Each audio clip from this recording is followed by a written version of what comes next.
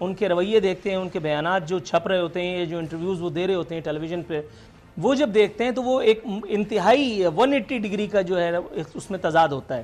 میرے سامنے ایک بیان پڑا, ایک وزیر کا فرما رہے ہیں عنقریب عوام کو سستی چینی ملے گی, اور آگے لکھا ہے پاکستان ہر فورم پر بھارتی بربریت سامنے لاتا رہے گا. سر, بھارت کو کوسنے سے پہلے اگر ہم یہ دیکھ لیں کہ ہم خود اپنے عوام کے ساتھ کیا کر رہے ہیں, پیٹرول بحران ہوا, چینی بحران ہوا, اس کی رپورٹ فائل ہوئی, اس کے بعد جو مرکزی کردار تو نہیں, بہرحال ایک کردار تھے جہانگیر ترین صاحب, وہ بیرون ملک جا کر کے اپنے فارم ہاؤس میں بیٹھے ہیں, احتساب کی یہاں باتیں ہو رہی ہیں. سر, کس کا احتساب ہوگا, وہ تو وہاں بیٹھے ہیں.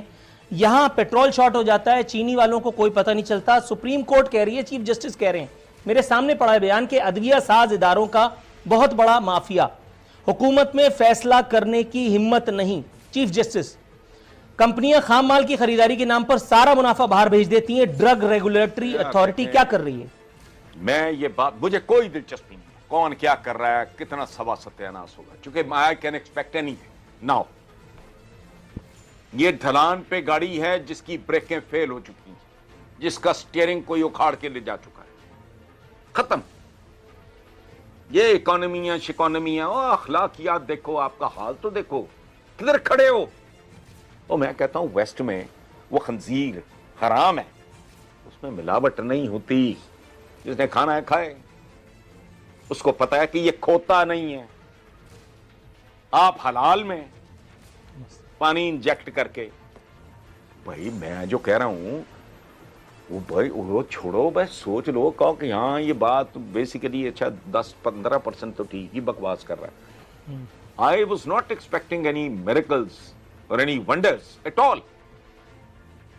اتنی کامن سینس تھی, مجھے پتا تھا کہ یار it will take time. جب مجھے یہ سمجھ آئی کہ ادھر تو کسی کو پتہ ہی کچھ نہیں, میں قسماً آپ کو کہہ رہا ہوں کہ میرا یہ یقین تھا, یقین, مبالغہ نہ ہو جائے ورنہ آپ سمجھو میرا سیاسی ایمان جو تھا نا وہ کی حد تک تھا کہ یہ پی ٹی آئی کے پروفیشنلز, ٹیکنوکریٹس, یہ وہ لوگ بیٹھے ہوں گے, بھلے کوئی 4 کینیڈا میں بیٹھے ہوں, کچھ 6 US میں 10 بیٹھے ہوں, کوئی انگلینڈ میں, پوری دنیا میں ایک فالوئنگ ہے بندے کی, وہ لوگ بیٹھ کے کر رہے ہوں گے یار ایگریکلچر اس ملک کی, اس کے ساتھ کیا کر رہے ہیں ہم, چپڑ کناتیوں کی طرح روئی بیچ رہے ہیں, کاٹن ایکسپورٹر, یہ کپڑا بنیانیں چڈیاں بیچ رہے ہیں.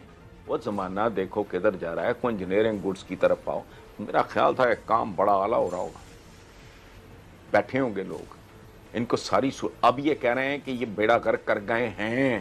وہ مجھے تو بھائی گھر بیٹھے, میں تو سوشلائز کرتا ہی نہیں, میں تو ملتا جلتا ہوں ہی نہیں لوگوں سے, تب بھی مجھے گھر بیٹھے پتا تھا کہ صورتحال کیا ہے. آپ کو بھی پتا ہوگی, اخباریں بھری ہوتی تھی کیا کر گئی ہے نون لیگ, کیا کر گئے ہیں پیپلز پارٹی والے. تو اس میں کون, تو مجھے اندازہ تھا کہ ان کو تو بالکل پتا ہوگا, اور پتا ہوگا تو کل جا کے اس سے نمٹنا کیسے اس کی تیاری بھی ہو رہی ہوگی. I was such a bloody fool. I was an idiot. گھر بیٹھے ہی میں نے assume کر لیا کہ یہ ہو رہا ہوگا. یہ کون ہے؟ اس ملک کا یہی تو عذاب ہے. خلفائے راشدین کا تو ان کی ناپاک زبانوں پہ نام, انہیں کوڑے مارنے چاہیے, ان کے نام لیتے ہیں. دودھ آپ کا کیمیکل سے بنتا ہے, وہاں مہذب دنیا میں گائیں دودھ دیتی ہیں, یہاں مرے ہوئے جانوروں کی انتڑیوں سے آئل بنتا ہے جس میں کھانے بنتے ہیں. یہ چوکوں چوراہوں پہ یہ جو برگر مرگر بن رہے ہوتے ہیں, کیا کر رہے ہو آپ اس انوائرمنٹ میں؟ روڈ میں 15 سال, ایک پوری نسل. پرائمری پہ فوکس کرو, بند کرو یونیورسٹیاں بنانی. تو سبسڈیاں دینے والے بھی وہ, تو لینے والے بھی وہ, تو آپ سنگل آؤٹ کر کے 1 2 4 10 نام نکال کے, وہ تو ولن ہی نہیں ہے آپ کے. یہ پرابلم ہے ہم لوگوں کا. چوروں کو چھوڑو, چوروں کی ماں کا ذکر کرو. آپ کی ہر گورنمنٹ ذوالفقار علی بھٹو کے بعد اسے آپ نے قاتل کہہ کے, وہ تھا نہیں, میں اس بحث میں نہیں پڑ رہا, اس کو سزائے موت دی, किसी को जरूरत हुई कहे कि इसने बाहर जायदाद बनाई है, बाहर इसने ये किया है, को सरे महल लिया है, ये एमन फील्ड है इसका, या इसके नेकलेस की कोई दास्तान है बेगम नुसरत भुट्टो, बताएं।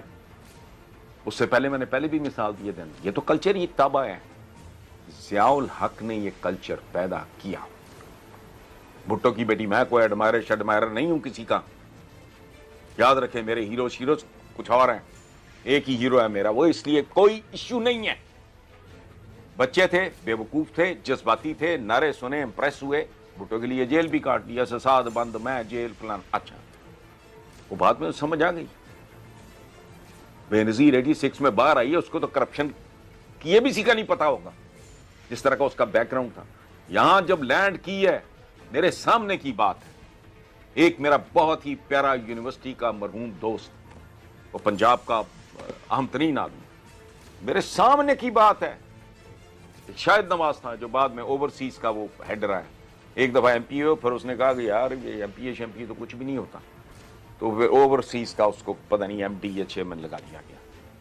मेरे सामने उन्होंने वो पीटे बाकायदा, बीबी if we get an opportunity तो please make sure that we can make some money.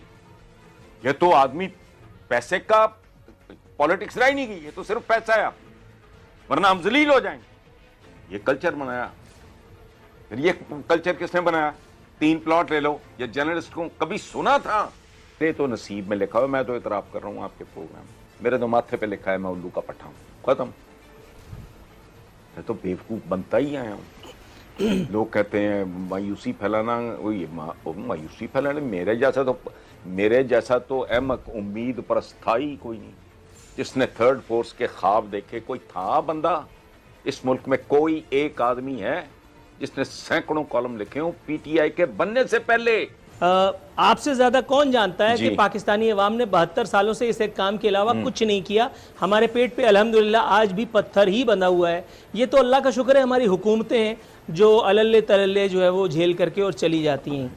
दूसरी बात, आपने कहा कि एक और नस्ल जो है वो हम उसकी कुर्बानी दे दें। सर 15 साल के बाद अगर हसन निसार साहब को अपने इस आइडिया पर तासुफ का इजहार करना पड़े तो मैं तो नहीं होऊंगा, मेरा ख्याल है। एक और नस्ल गई।